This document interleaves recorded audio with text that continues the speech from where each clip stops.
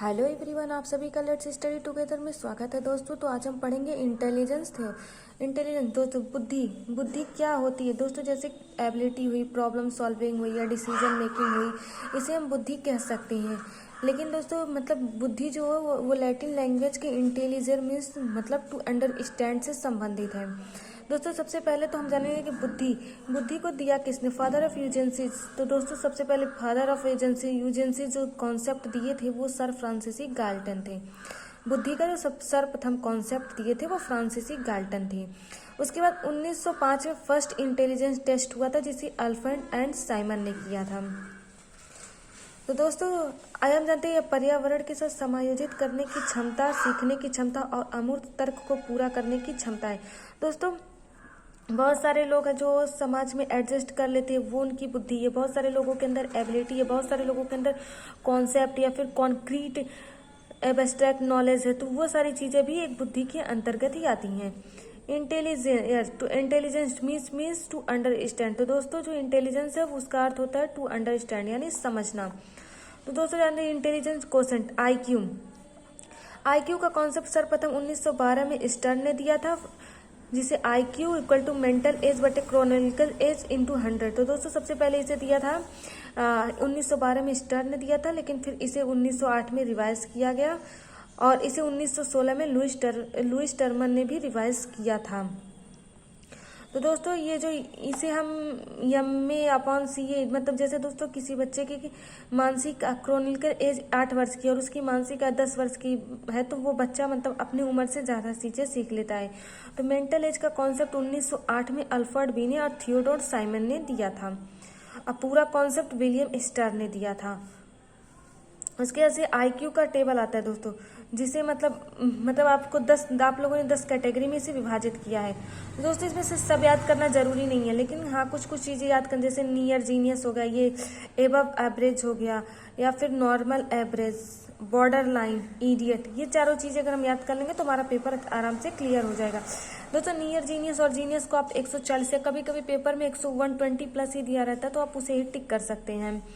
उसके बाद से एबव एवरेज हो गया जो 110 से 119 के बीच में आता है। नॉर्मल एवरेज 90 से 110 तक आप याद कर सकते हैं इस चीज़ को। और डल या बॉर्डर लाइन तो 70 से 79 तक। और इडियट 0 से 24, और या तो फिर आप मोरन को भी 50 से 69 तक याद कर सकते हैं। उसके बाद से दोस्तों एक चीज़ और आती है क्रिएटिविटी एंड इंटेलिजेंस।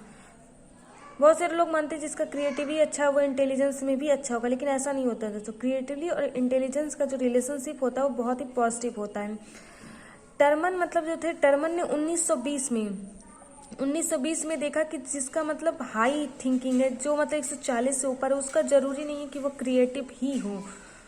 तो उन्होंने मतलब 3 दिए थे, FOE, जिसे हम फफोई से याद कर सकते हैं, फ्लुएंसी, फ्लेक्सिबिलिटी, ओरिजिनल एंड एलिबोरेशन। और इंटेलिजेंस जो होता है दोस्तों MCQ होता है, जो जिसे एक वे में सोचना होता है, ये मतलब मल्टीपल चॉइस क्वेश्चन की तरह, और ये क्लोज एंडेड होता है। और जो क्रिएटिव होता है वो डाइवर्जेंट होता है, अपसारी होते हैं, ओपन एंडेड चीज़ें होती हैं उसमें। उसके बाद से आता है दोस्तों थ्योरीज ऑफ फैक्टर, जिसे पहला जो था यूनिट फैक्टर, जिसे अल्फ्रेड बी ने दिया था, जैसे 1 फैक्टर या फिर जनरल फैक्टर। दोस्तों जरूरी नहीं है कि आप मैथ में अच्छे हैं तो आपका सारा सब्जेक्ट ही अच्छा हो। तो ये तो यूनिट फैक्टर कभी पूछा नहीं जाता, लेकिन हाँ जानकारी में रखना जरूरी। 2 फैक्टर थ्योरी, जिसे चार्ल्स स्पीयरमैन ने दिया था, जिसे जनरल एंड स्पेसिफिक। जैसे दोस्तों अगर मान लें एग्जाम्पल के तौर पे मान लें तो जैसे विराट कोहली है, तो विराट कोहली मतलब क्रिकेट में बहुत अच्छी हैं, ये उनका लेकिन वो मतलब फुटबॉल वगैरह भी खेल सकते हैं, उनके अंदर एक स्पेसिफिक चीज़ें हैं। उसके बाद से आता है स्टर्नबर्ग ट्रायरिक इंटेलिजेंस, जिसे दोस्तों स्टर्नबर्ग ने दिया था। तो दोस्तों इसे एनालिटिकल, क्रिएटिव एंड प्रैक्टिकल, जिसे हम कैप से याद कर सकते हैं ये तीनों चीज़ों को।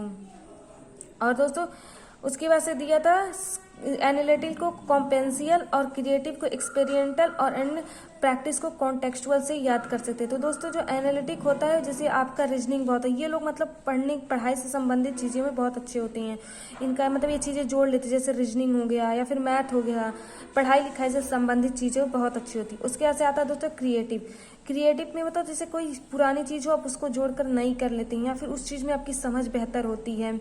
और होता है प्रैक्टिकल, जैसे आप डेली लाइफ में रोज़ आपकी ज़िंदगी में कुछ ना कुछ चला है लेकिन आप उस चीज़ को मतलब मैनेज कर लेते, अपनी एक लाइफ को एक अंडर मतलब एक अच्छे से मतलब उसको टास्क की तरह ले रहे हो, उसको एक अच्छे से रिलेट करके कर पा रहे हैं।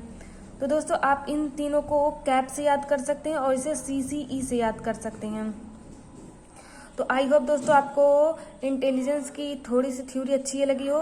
बाकी का कल मल्टी फैक्टर और इमोशनल इंटेलिजेंस बाकी का दोस्तों कल करेंगे। आई होप आपको समझ में आया और थैंक यू फॉर वॉचिंग।